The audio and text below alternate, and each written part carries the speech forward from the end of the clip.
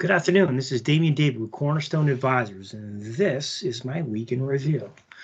So what I'm going to be doing is every week, Tuesday, I'll be publishing a 20-minute video or less, or shorter, I should say, just really highlighting some headlines in the news, being able to bring forward some important resources that are available to you. So cutting through some of the noise and the saturation that might be out there to really help you focus on what you can find useful and helpful to you in your challenge to manage and to face the COVID-19 experience that we're dealing with.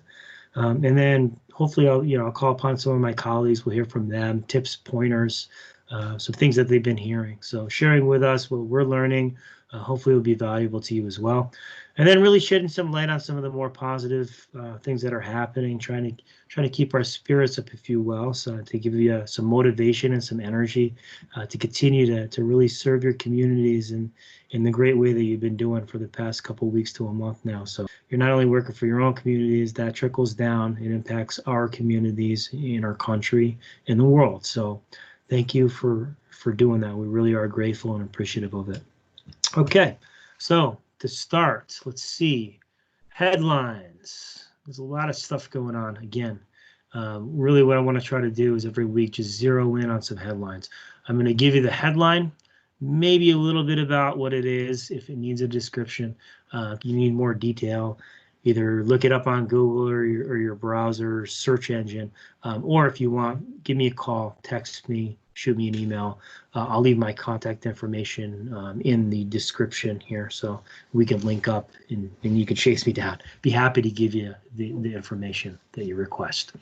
Okay, so last Wednesday, AWS launched a public data lake for the analysis of COVID-19 data. So this is great. It's, what they've done is they've created a centralized data repository of up-to-date, curated data sets on or regarding and related to spread of coronavirus CoV-2 leading to COVID-19. So that's something that you want to have access to or you want to contribute to, and you're having a hard time trying to figure out how that works, give me a call. We can help you out. So we're a partner AWS. Be happy to set you on the right path to do that and to use that. It seems as though all the major players in cloud and in information tech or intelligence and in analytics has been putting forth some good resources to be helpful to us. Microsoft's given $20 million to fight COVID-19 with artificial intelligence. I know Google has put out a database as well with HCA. Michigan, HIE expands coverage area amid COVID-19 pandemic as well. So Michigan's one of the top 5 states, by the way. As far as numbers, and I'll get more numbers globally and in the U.S. in a little bit here. I think it's important to point out that as of Monday, April 13th, yesterday, the top 5 states for the most volumes of people with COVID-19, New York is top, New Jersey is second, Michigan is third, Louisiana's 4th, and then California is 5th right now. CMS has updated their FAQ document on Medicare coverage for telehealth. So that's greatly important to you. So look up CMS update telehealth, and you'll be able to find more information and details on that as you provide care, probably through telehealth and other means rather than the traditional means, and what that will mean to you as far as your Medicare reimbursement. NIH launches clinical trial of hydroxychloroquine for COVID-19. So this is the wonder drug that our President Trump has been talking about the past couple of weeks. It's in clinical trial now, and hopefully we'll soon be able to understand the effectiveness of it fighting COVID-19. So more to come on that. DEA gives providers leeway to use telehealth for substance use care. So that's just allowing and taking some of the constraints off so that folks that are getting treatment and care in managing and handling their substance abuse, they'll be able to do it remotely in a safe manner. So great news there. On the global page for world leaders, some news about UK Prime Minister Boris Johnson.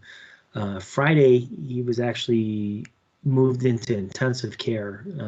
He's battling COVID-19, hoping for a full recovery. So I think the The news of the week will probably be zeroed in on Smithfield Meat Packing plant in Sioux Falls, South Dakota. They've had to close indefinitely at the prompting of the governor of South Dakota and some other government agencies. They had 293 employees test positive for COVID-19 recently. So they've been asked to close just so that we could figure out the scope and understand better the impact through distribution chains, et cetera, what the impact might be on our population as a country, even outside of South Dakota. More to come on that. All right, so I had mentioned statistics, not for doom and gloom or bad news or to be a downer, but I feel like it's important if I'm doing this on a weekly basis.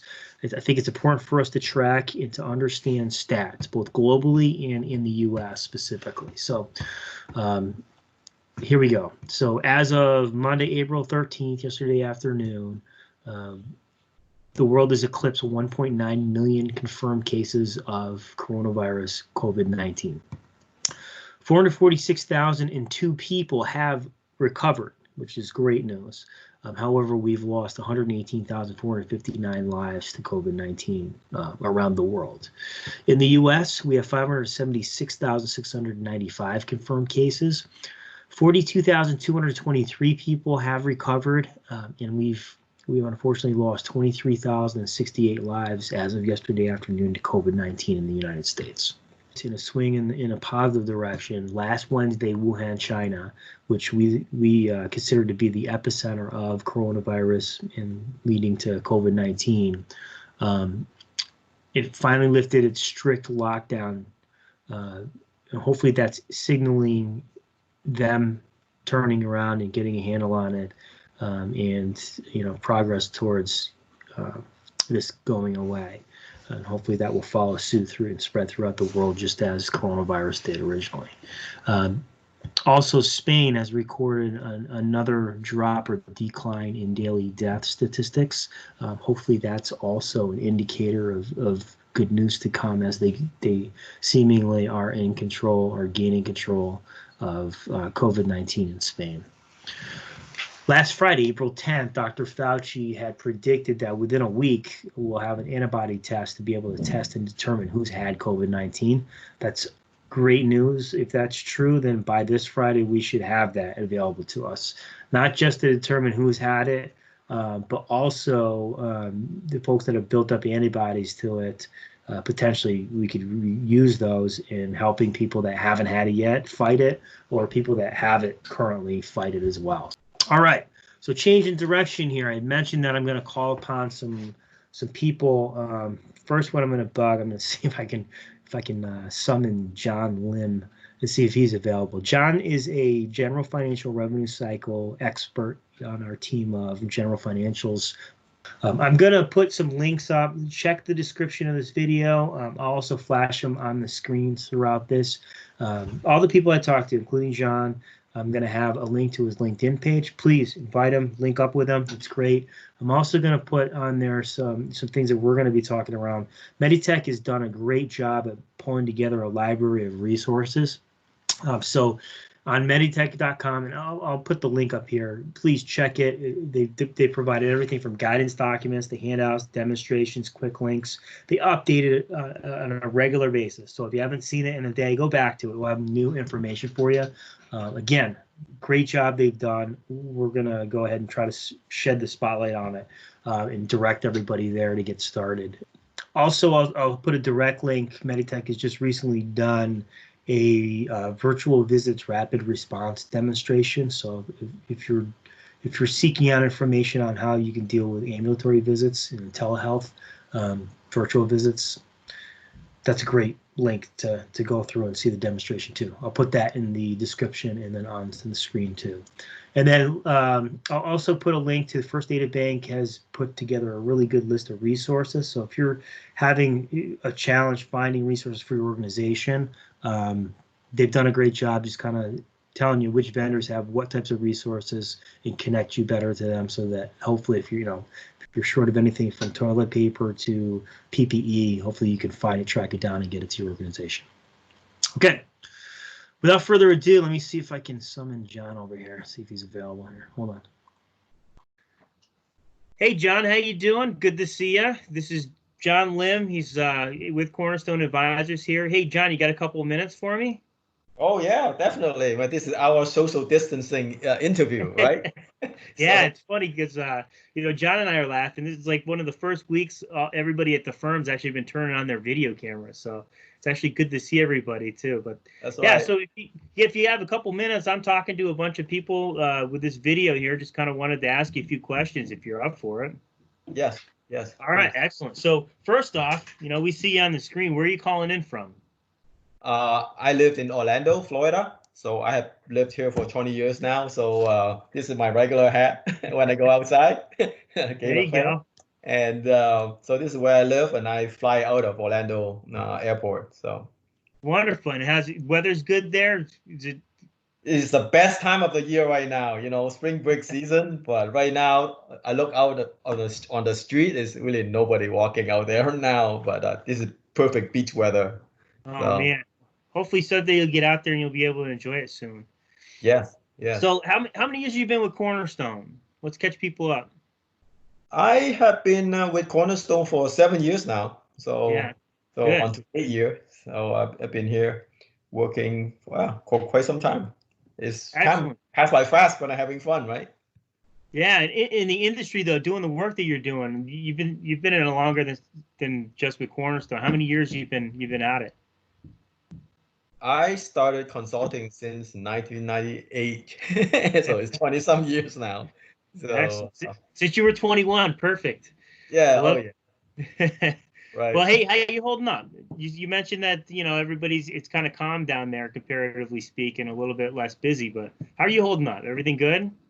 Yeah, I'm doing good. I mean, I do miss the regular social contact, when I Yeah. go visit client and work with them. And but now, uh, every day I try my very best, try to at least call someone, and be it friends that I don't call for very often, but even some client, I like to keep in touch just to keep my own sanity, being a human, Yeah, to I have some hear that. social contact. So Yeah, it's got to be hard not traveling, right? right. Yeah. So here, let's shift. COVID-19, that's the hot topic. That's what everybody's struggling with or trying to prepare for. Um, Tell us, to cut to the chase, we got a lot of clients, especially the Meditech users out there. What resources are you seeing out there that's been helpful to them in your expertise and you staying up with everything? Or is there places that people can go to configure or to prepare or to get ahead of the COVID-19 experience? Right. So this is pretty much my routine every day now. As I sitting in my home office, is that I check on the Meditech website. I think Meditech has done a great job, and I really commend Meditech for being such a fast response in creating material. So their COVID-19 resource page is definitely the place to go. If you want to have up-to-date documentation, they provide webinar. They provide, some virtual visit setup and all the different things that you need to do to keep your system up to date to provide your service during this time. So I definitely recommend it. And of course, um, being a financial person, I think we also need to take a look at some of the financial setup in general ledger.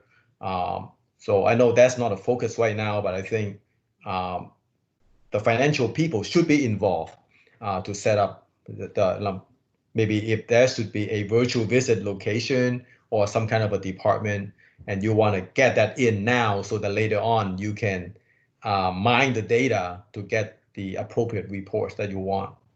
So that would be my recommendation in addition to the resource page by Well, Medit.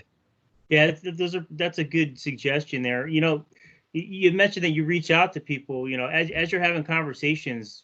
I mean, offer it up, if they could use some eyes on it, looking at it, or some helpful pointers. I mean, obviously you've been doing this a long time.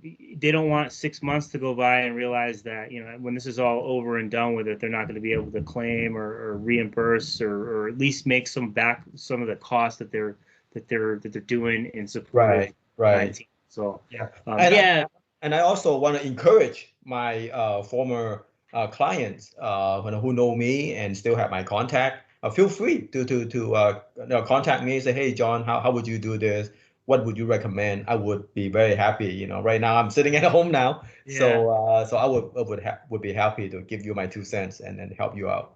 Yeah, it's great. Obviously, the more we can roll up sleeves and help our friends in the industry, the better through this. Yes. If we could be supportive. So Yes. yeah. Thanks. Last question for you. Ready? Yeah, sure. What's your prediction for when hospitals will start to get back to some sort of normal? Prediction. Oh, let me get my crystal ball here. Yes, this is wow. I think it's going to be a new normal, I think, for us, at least for a little while. And but I think virtual visit going to be here to be with us for a little while, actually for perhaps forever. And maybe that's a good thing. It makes our healthcare delivery system more efficient. And if it works, it would be great. I mean, unfortunately, I cannot go do a virtual visit with my dentist, but but in most consult visit, I think that's something that's good for our healthcare system. And so we need to adapt. I think American, as a society, we are very adaptable people.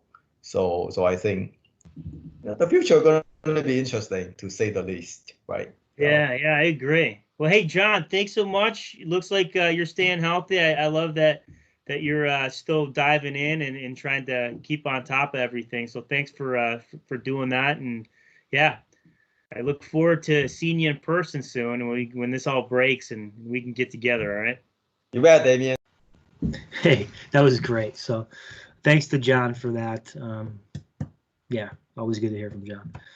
All right, so some other things that we've been working on over the past couple weeks here to hopefully be helpful for you.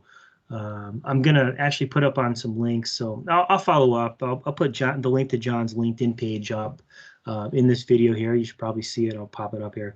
I'll also embed it as links in the email that I have in the subject lines in these videos, so that you can click on it. I invite you, link up with him, link up with Joe Grinstead in a little bit. We'll be talking to him. Link up with Kate Corbett, one of our associates and colleagues in the firm here. She's been doing some great work this week too. I'll also put a link to the Meditech, that resources page for COVID-19. It's a great resource. Again, can't stress enough. Go there often to keep updating it. I'll have a direct link to the visits, the rapid response visits that Meditech just recently did. It's a great video. If you need some information or you want to see how to utilize the telehealth visits for ambulatory visits, great demonstration there. I'll also put a link to First Data Bank. Has put a very handy link up there to be able to list out different vendors that might have resources available. I mentioned Kate Corbett. I'm going to put a link to her LinkedIn page. She worked on something, a fascinating piece here. She wrote an article. She dropped it on Health IT earlier this week, I think late last week, actually. COVID-19 highlights the new interoperability imperative for healthcare information technology. It's just a really good, fascinating look at how we're being forced to kind of finally pull all the data together in the different EHRs, databases, studies, et cetera, that are out there. What was formerly siloed to actually accomplish the vision of the information technology promised when we set down this path in the early 2000s. So great article. If you have a couple minutes to read that, it's a great read. I'll also leave a link to anybody that's also has to deal with Epic and using Epic for telehealth and leveraging that. My colleague Ryan Summers did last Thursday. He did a great webinar, if you will, along with Hilton, another one of our excellent consultants in the Epic space. I'll leave a link for that webinar. It went really well for, again, leveraging Epic telehealth. Also, let's see, a couple other really good links offered up. One was a piece by Joe Grinstead. I'm going to bug him in a minute here. We'll talk to him in a little bit more detail. I'll give you some tips and pointers. But he actually put together an article that you might find it valuable. Cloud vendors offering assistance during COVID-19. It's complete with, an understanding description of what's being offered by which vendors and links to get to that. So be sure to click on that and find out more information too. I hope that's all helpful to you. All right, Joe Grinstead, let's go see if I can bug him. Stay tuned. Hey, Joel, how you doing? Good to see you. Damian, great to see you. Good afternoon. Happy Friday. Thanks. Hey, where are you calling in from? Just wanted to let people know. I'm in my home office in the Dallas-Fort Worth area down in Texas. Nice. Excellent. And all right, so just kind of frame the conversation here. Joe Grinstead, he's our vice president over the technology division for the company here. How many years have you been with Cornerstone? 7 years. Be 8 years this October. 7 years. And how long you been doing what you do in the industry?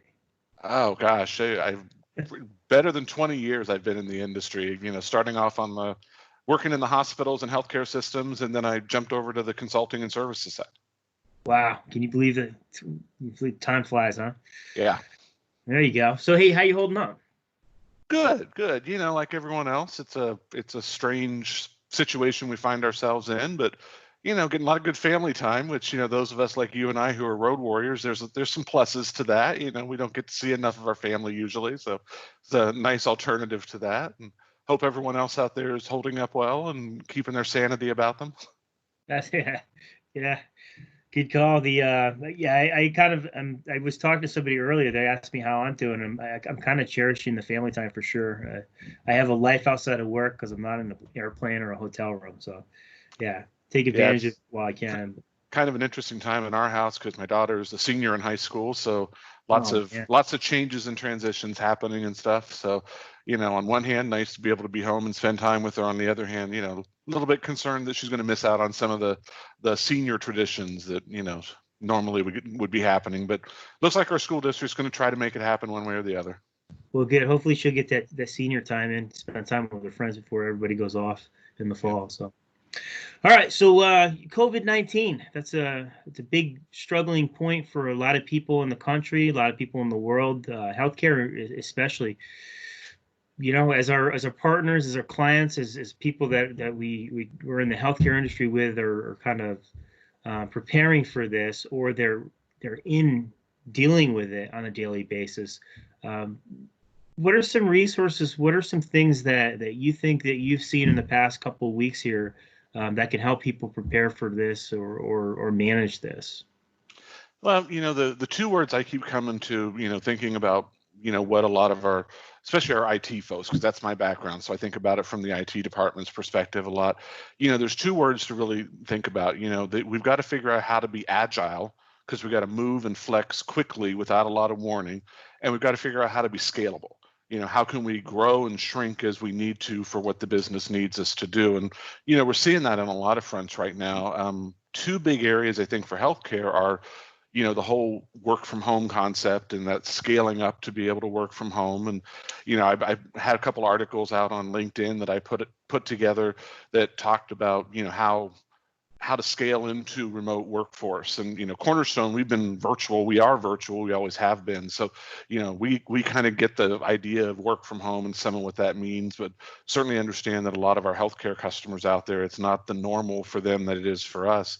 So I think again, work from home, you got to be agile. You got to be able to shift from a whole workforce that's in offices to a whole workforce that's now going to be trying to work from home, so you can keep bills going out the door. You can still get payroll process, supply chain, and all of that stuff. And and then the other side of that is scalability. You've got to have enough remote desktop resources so that people can work from home and still be secure. Because that's the thing is, we in IT, we think security all the time. We have to. It's got to be the first top of mind idea. And having a bunch of people suddenly working from home on devices that aren't necessarily in our control or that aren't the standard devices that have all of our software on them and stuff can be a little bit stressful. So we've definitely got to stay attentive to security. And I think the cloud vendors out there are trying to help with that. That's what I talked about in one of my articles is, Amazon and Google and Microsoft, while on one hand, it's, they're trying to be altruistic. I think there's genuinely good intent behind their offers and free services or low cost services. obviously they want to get more people trying this stuff, and that's where it comes to the scalability side of this, because the more you can do in a cloud model, the more scalable you can be, and scalability goes both directions. You scale up when you need it, but then you scale back down when you don't need it. So a lot of things I think people need to be looking for there, is, and I think it's I don't know. It's an interesting situation we find ourselves in, and I think this, to some ways, it's probably going to force more organizations to consider cloud and remote and virtual technologies than would have. It's going to, or at least it's going to cause them to do it faster. Yeah, it's crazy. I feel like this situation, this scenario has really forced some things to happen. We're breaking the myth of it can't be done. We're proving the concept of that it can be, but it's also exposing different things. Like, if you don't do it right, security's a mess. Things go down. Like, to that extent, like, are you seeing, what should people be thinking about as they might be considering doing things differently to prepare or to manage COVID-19 impact? Well, I think on one hand, I don't think about this as a temporary situation. I think much of what we're seeing is going to be what we see going forward. This is one of those moments in history that causes us to, rethink things. So if you think about like 9/11, look at all the changes that caused in how we travel now, and the screenings we go through and all that stuff, and stuff that either we resisted doing because it just seemed like more bureaucracy and overhead. Really, I've got to be, got to take my shoes off to get on an airplane. That just seems ridiculous. Where then all of a sudden 9/11 comes along and it's like, okay, yeah, I'll take my shoes off to get on the airplane because I want to be safe. I think we're going to see this be one of those pivotal moments in a whole lot of ways in terms of how we operate in healthcare and in general in business, across all verticals. I think you're going to see, frankly, if I'm a healthcare CFO, I'm going to watch this and say, wow, I can have a whole bunch of people work from home. That's less real estate I got to be paying for. So, let's keep doing more of this. Let's continue down this road. And I'm already seeing articles where, they're polling CFOs, and CFOs are saying, hey, if I can get a workforce that works from home and I can still get the job done, I'm going that way. So don't think about this as a temporary situation. The other thing is, one of the things that, again, it's back to the security question is, anytime we're asked to move quickly, there's always that risk that we're going to sacrifice control and security for the outcome that we need. And sometimes that's okay, but don't forget to put a little note in your calendar that you need to go back and take a look at this stuff and look at it again through that security lens and through that controls lens, and make sure that you're comfortable that this stuff that we've put together very rapidly is going to stand the test of time and not going to be a hole in your security apparatus that someone could drive through and really do some damage for you. Yeah, so wrapping around that, there's really good opportunity here to take 2 steps forward, to take 10 steps forward after this. So, yeah, thanks. Hey, good talking to you. What's your prediction? When are we getting back to some sort of normalcy? I think on one hand, I think about it in 2 ways, Damian. One is normal in terms of lifting the stay-at-home, types of things that we're living under. And I think that's all a clinical question, right? And on an encouraging level, I'm starting to see articles. I saw one, I think it was in the New York Times yesterday, that talks about, hey, here's the 4 things that have to happen for some of this social distancing to start to be lifted and things. So we are starting to think about what that's like. But I don't know that we're ever going to get back to a normal. I think we're going to have a new normal in a whole lot of ways, the technology and other ways. They were interviewing Dr. Fauci, yesterday, I think it was, on one of the news shows, and they asked him, should we just stop the custom of shaking hands, in general? Should that just stop? And he said, yeah, wouldn't be the worst thing in the world, thinking as an infectious disease doctor. So, I think, getting out of our stay-at-home mode and stuff, that's just a question of, it's the flattening the curve that we keep hearing about. As far as, life in general, I think we're looking at a new normal. I think this is going to be, again, one of those formative moments that changes what we call normal. Well, hey, thanks for doing this. Looks like you're staying healthy. Hopefully that will continue. And yeah, enjoy the family. And Yeah, keep it up. Looking forward to seeing you again. Well, all right. That was great. So, again, thank you for joining us here. I hope this past 10, 15, 20 minutes will be useful and valuable to you. Again, just want to zero in and filter out all the noise and be helpful to you. Feel free to reach out if you have any more information that you want or more details on it. I'm simply going to leave you with some happy photos, some creative ways people are getting through the social distancing that COVID-19 and the coronavirus has brought on us. Hey, keep your heads up. Thanks so much again for putting the work and the effort forth that you are doing for your communities. It has not gone unnoticed, and we are very grateful and thankful for you and very appreciative of you. On an ending note, again, I mentioned that I did a couple songs for lunch breaks. I'll leave you with the one I left on Friday, which is the Beatles' Here Comes the Sun. I hope you like it. Hey, take care. I'll see you next week.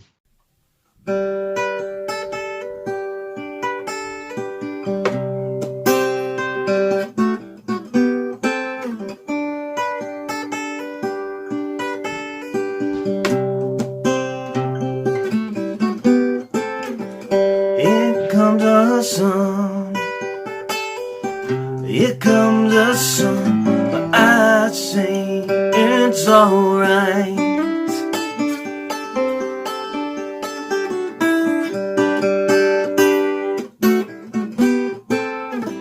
Little darling, it's been a long, cold, lonely winter. Little darling, it seems like years since it's been here. Here comes the sun, here comes the sun, but I say it's alright.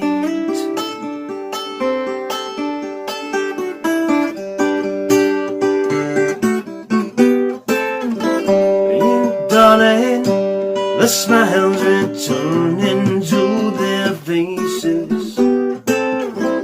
Little darling, it seems like years since it's been here. Here comes the sun, here comes the sun, but I say it's alright.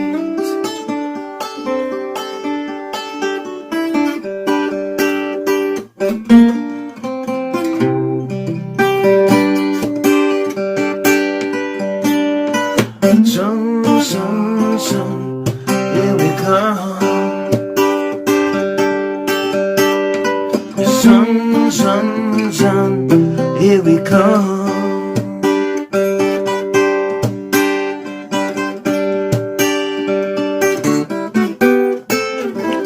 Little darling, I feel the ice is slowly melting.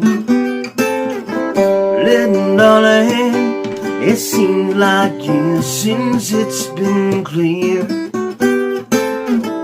Here comes the sun, here comes the sun, but I say it's alright. It's alright. It's alright.